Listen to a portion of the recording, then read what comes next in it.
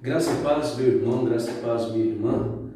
Eu quero agradecer a Deus pela oportunidade que Ele nos concede. O Tiago nos pediu para que nós pudéssemos ajudá-lo nessa caminhada e tenho plena consciência de como Deus tem usado, nessas aulas de reflexão, de meditação da Palavra de Deus, como tem sido edificante para o meu coração e para aquelas pessoas que têm ouvido a Palavra. Eu queria compartilhar com vocês, e tocou a mim essa responsabilidade, segundo o nosso irmão Tiago. Eu quero trabalhar com vocês nesta manhã a doutrina da criação. Mas antes de nós começarmos a falar sobre o assunto propriamente dito, eu gostaria que nós pudéssemos orar, buscar graça, poder, sabedoria da fonte que é Deus. Vamos orar? Pai, em nome de Jesus de Nazaré, graças te damos, ó Deus, porque nós temos plena consciência que Tu és o Criador de todas as coisas e o preservador de todas as coisas. Graças te dou, Deus, por esse momento e me dê a sabedoria que venha do alto, que o Teu Espírito Santo, que Ele possa fazer lembrar daquilo que está no coração, como o próprio Cristo disse, que o Espírito Santo nos faria lembrar, e não somente lembrar, mas que o Espírito Santo possa nos guiar em toda a verdade. É o que nós pedimos na pessoa de Cristo Jesus. Amém e amém. Eu queria iniciar esse momento trazendo uma palavra de Deus em Neemias capítulo 9, no verso de número 6, diz a palavra: Só Tu és, Senhor, Tu fizeste o céu, os céus dos céus, e todo o seu exército, a terra e tudo quanto neles há, os mares e tudo quanto há neles, e tudo os preservas, a todos com vida, e o exército dos céus te adora. Meu amigo, minha amiga e sobretudo meu irmão, minha irmã, fica muito claro pelas Escrituras Sagradas, tanto no Velho Testamento quanto no Novo Testamento, que há um Criador. Embora nós entendemos que a doutrina da criação, muitas vezes apresentada, muitas vezes de modo claro e absoluto nas Escrituras, nós entendemos que muitas vezes a palavra de Deus nos revela essa verdade do ato trino de Deus, do Pai, do Filho, do Espírito Santo, presentes na criação. Isso a gente vê a priori em Gênesis 1 e 2. Mas interessante que nós percebemos aqui, são apresentadas as atividades deste Deus, Criador de todas as coisas, em termos gerais e muitas vezes também em termos detalhados. Mas nós precisamos entender também que essa é uma mensagem que muitas pessoas não vão ter a devida compreensão, vão até mesmo ignorar. Porque quando nós falamos das Escrituras Sagradas, segundo nós lemos na palavra, em Hebreus capítulo 11, 3, é necessário que a pessoa creia que Deus fez todas as coisas. Até porque sem fé é impossível crer em Deus, sem fé é impossível se relacionar com Deus, sem fé é impossível até mesmo acreditar na palavra de Deus. Por isso nós precisamos entender, quando nós falamos da criação, a doutrina da criação, e nós podemos afirmar que um entendimento correto da Sagrada Escritura pressupõe exatamente um correto entendimento da narrativa do princípio da criação. E quando eu digo isso, além disso, o conhecimento da origem do mundo possui certamente uma relevância muito prática para as nossas vidas. A maneira como nós nos relacionamos com o mundo, certamente, isso fará toda a diferença como nós cremos na origem de todas as coisas.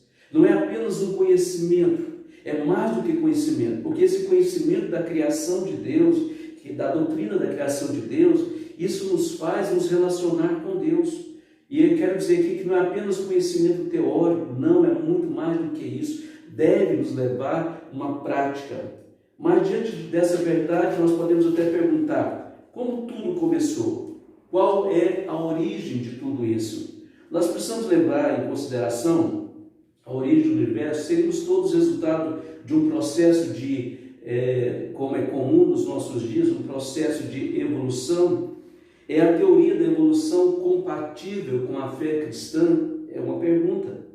Há como questionar as evidências de que as espécies animais evoluíram de tal modo que levou anos ou até mais do que isso, segundo eles, bilhões e bilhões de anos. Então são perguntas que nós queremos responder à medida que nós vamos falar sobre a doutrina da criação. Mas quando nós olhamos propriamente dito para a criação, lá em Gênesis capítulo 1, o que me chama a atenção O Gênesis capítulo 1 diz: no princípio criou Deus os céus e a terra. No princípio criou Deus os céus e a terra.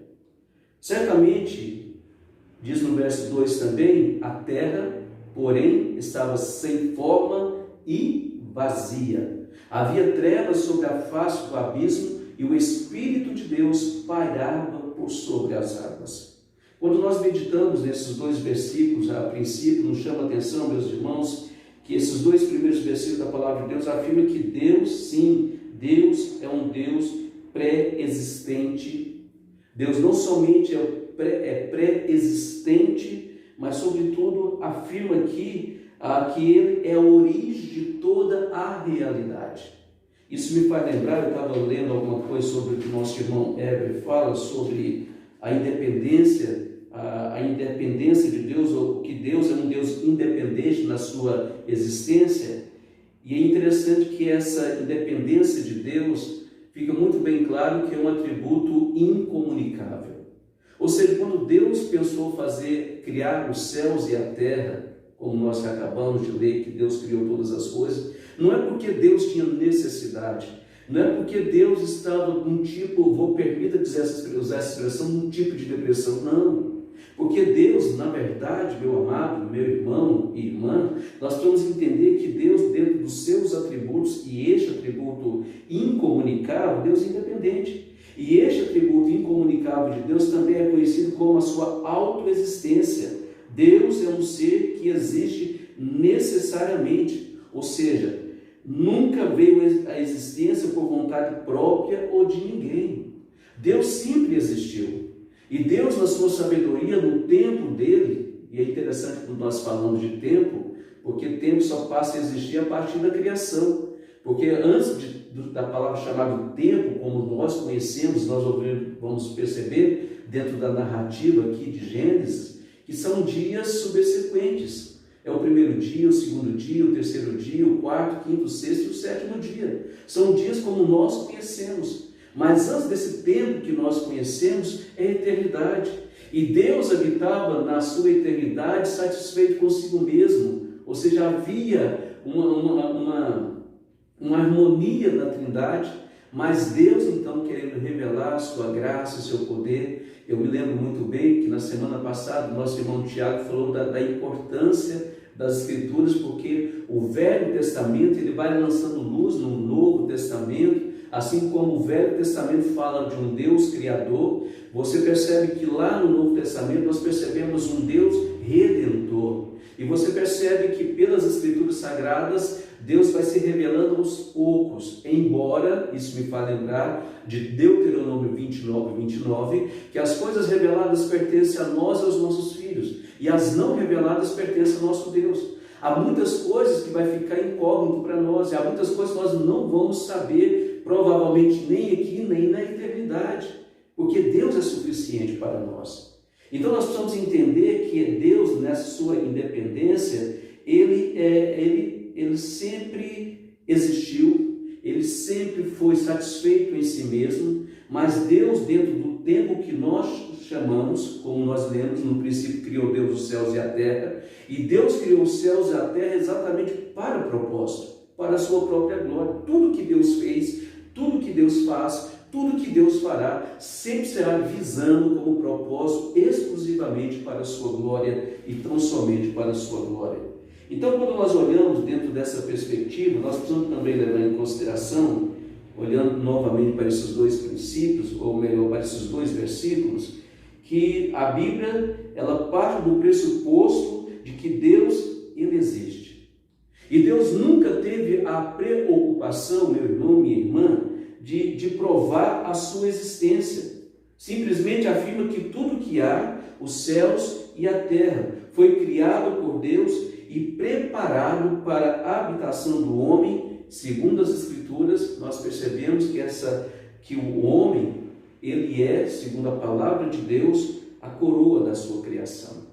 Então nós percebemos claramente pelas Escrituras Sagradas, nos versos 3 a 5, nós percebemos que no primeiro dia lemos sobre a criação da luz. Até porque diz a palavra de Deus, a terra, porém, estava sem forma e vazia, havia trevas sobre a face do abismo, mas diz que o Espírito de Deus parava sobre as águas.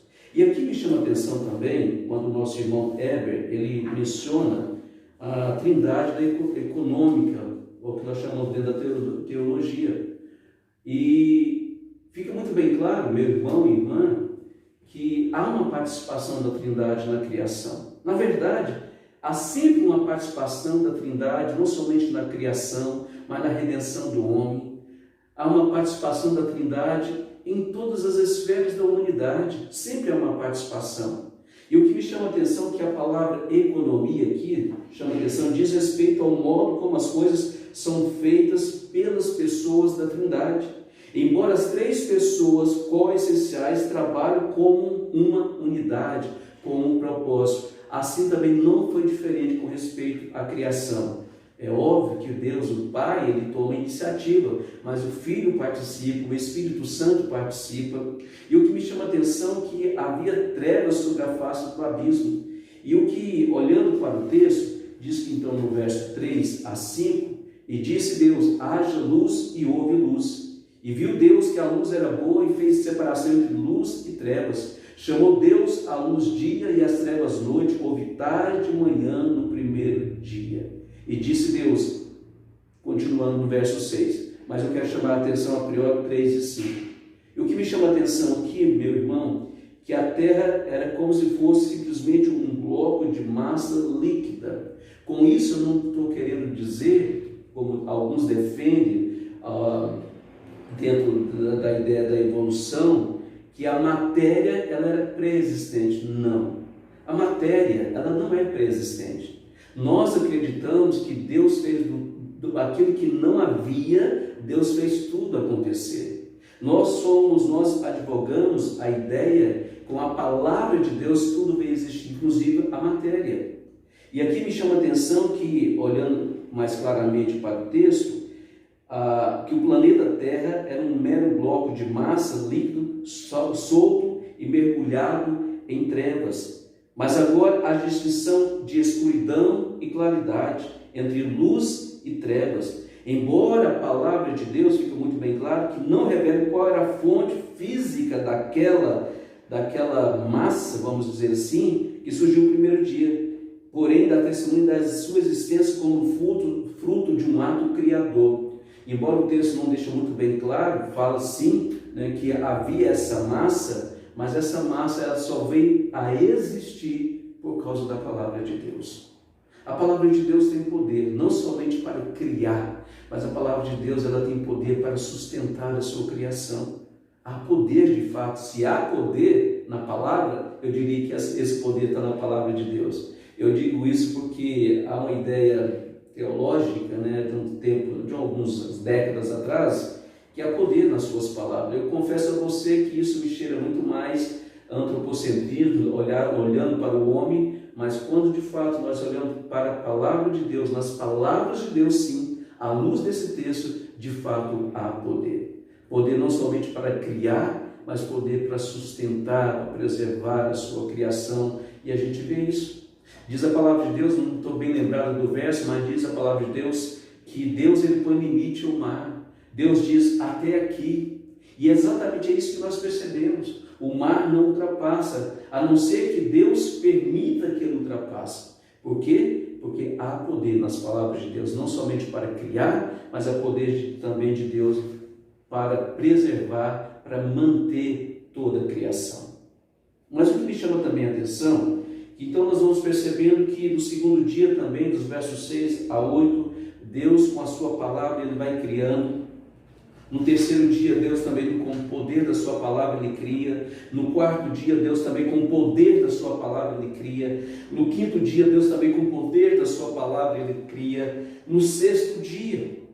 Então você vê claramente o poder de Deus, o poder da palavra de Deus em todo esse ato de criação, E não somente isso, mas me chama agora a atenção, em segundo lugar, meu irmão e irmã, que aqui levando então questões relacionadas à criação propriamente dita, entendendo então de uma forma mais clara, biblicamente, o que nós queremos dizer para vocês nessa manhã. A palavra de Deus afirma que Deus criou todas as coisas, volto a dizer, que Deus criou todas as coisas, as visíveis, aquilo que nós conseguimos enxergar, as invisíveis. Então nós percebemos que Deus criou todo o universo, todo o cosmos, tudo aquilo que existe aos nossos olhos, aquilo que a gente não consegue perceber, tudo é criação de Deus. E não somente isso, mas é como fruto da sua ordem, que eu estou dizendo desde o início aqui, com o poder da sua palavra, né? Em Apocalipse capítulo 4, verso 11, menciona essa verdade. Em Hebreus 11, 3 também menciona essa verdade. Em João, João, Evangelho de João, no capítulo 1, do verso 1 a 4, também afirma essa verdade. Em Colossenses capítulo 1, verso 16, também afirma essa verdade. O ensino bíblico é muito claro com respeito a isso, e de modo que isso vem quebrar exatamente aquilo que é tão comum nos nossos dias, a teoria que nós chamamos, ou eles chamam, a teoria do Big Bang. Tudo surgiu de uma grande explosão primordial. Nós não acreditamos dessa forma. Eu quero dizer, meu irmão, minha irmã, que o mundo não é fruto necessariamente de um caos, não.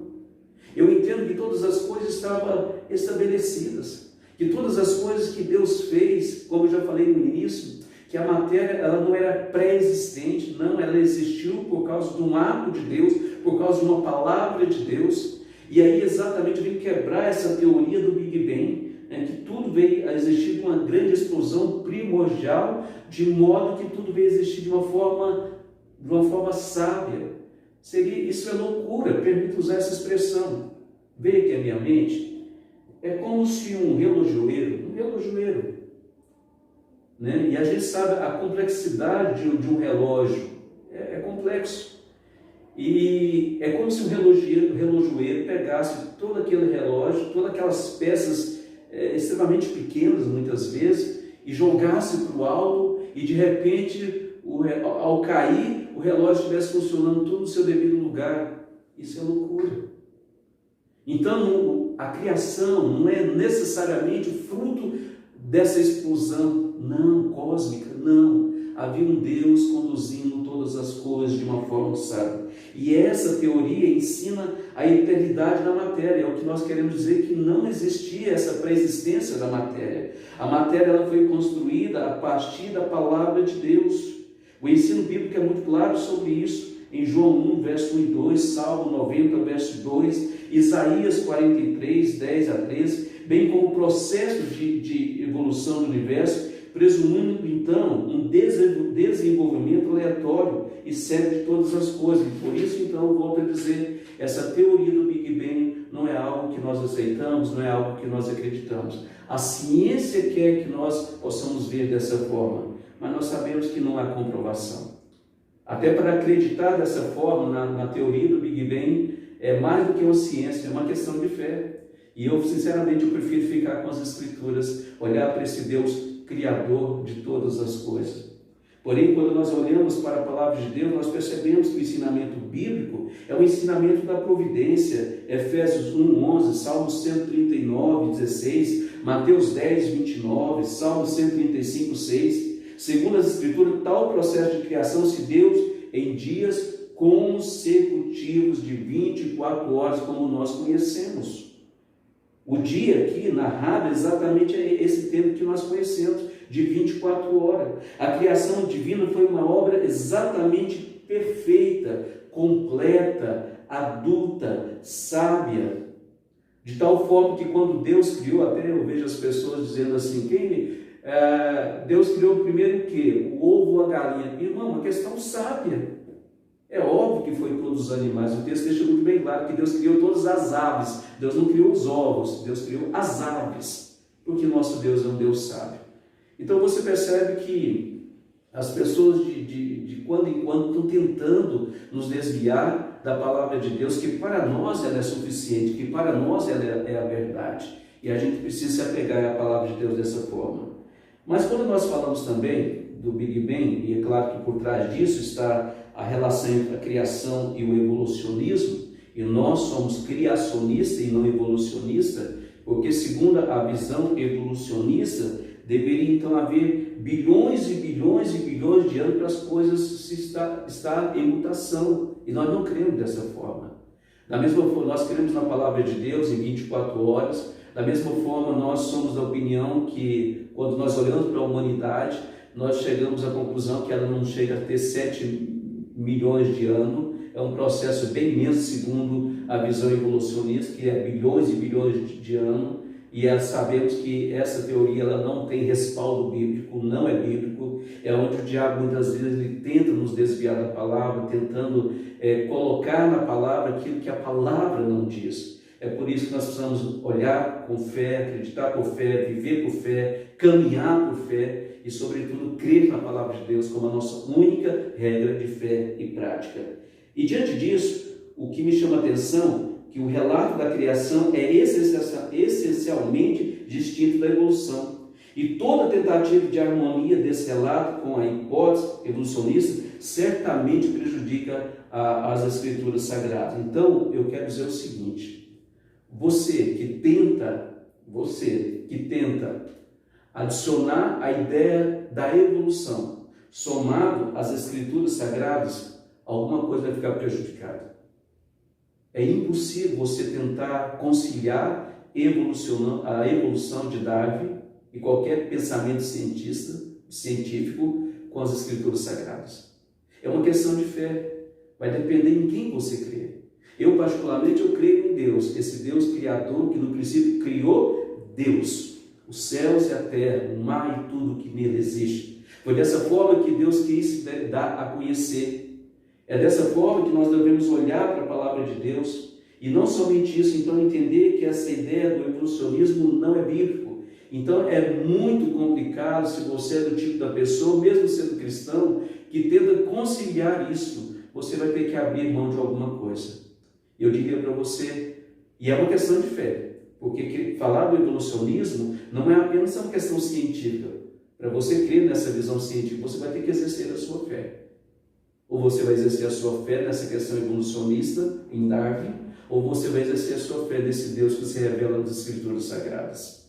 Mas o que me chama também a atenção, questões relacionadas ao evolucionismo, nós percebemos que o evolucionismo afirma que a matéria é tudo o que há e todas as explicações devem ser encontradas nessa esfera. Não é verdade. Não é verdade.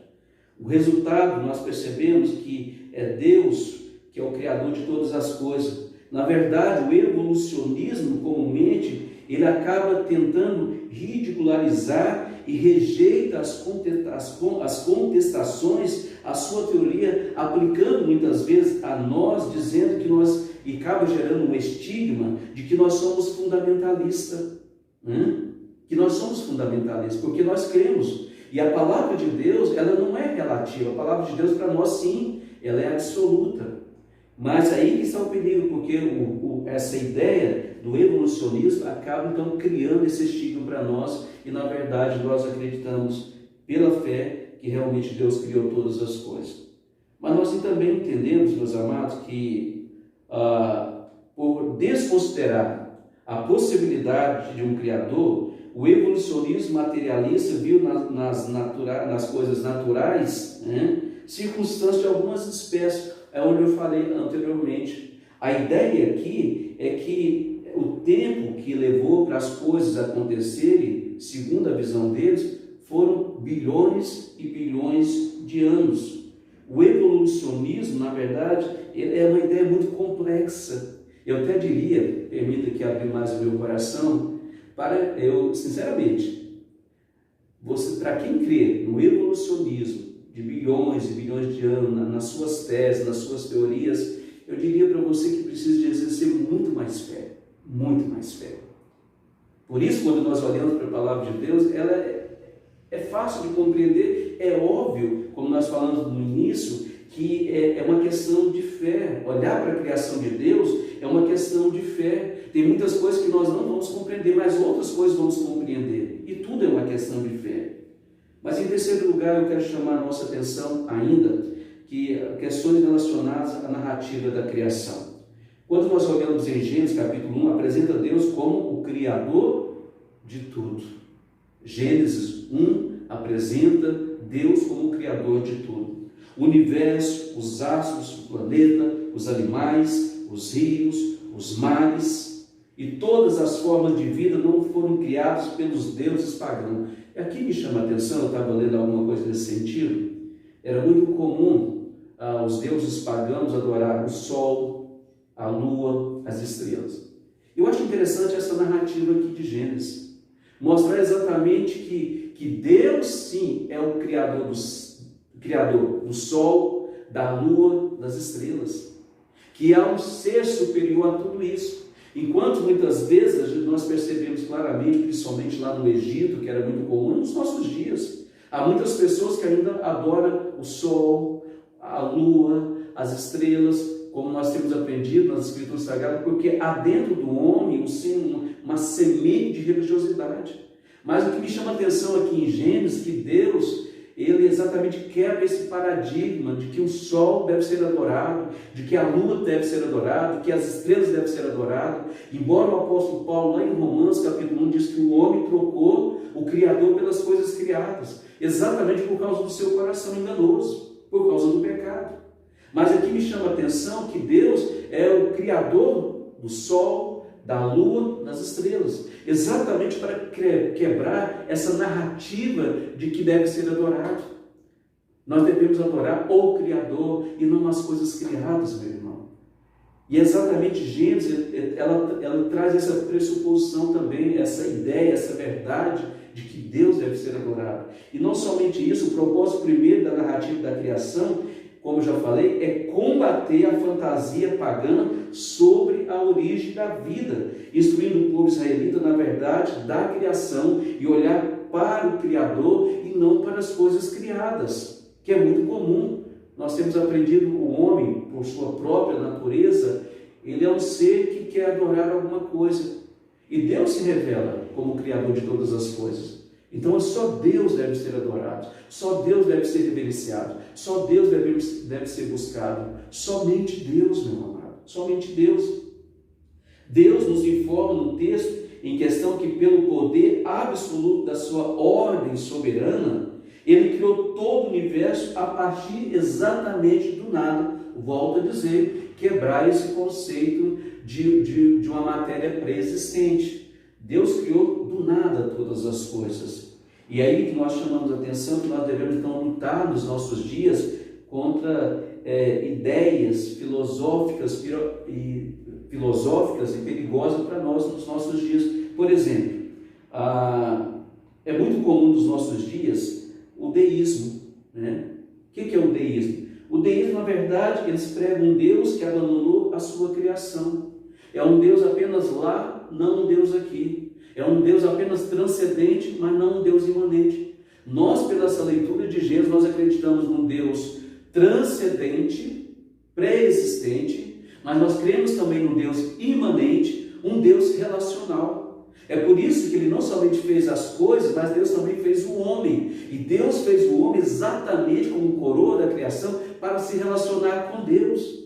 É por isso que Deus fez o homem, diz, façamos o homem segundo a nossa imagem e semelhança. É porque o homem tem essa capacidade de relacionamento com Deus, embora o pecado atrapalhou esse relacionamento com Deus, mas em Cristo Jesus esse relacionamento é restabelecido na cruz do Calvário. E é por isso que nós entendemos que após o pecado o mundo virou um caos, sabendo disso. O mundo hoje não é um mundo perfeito.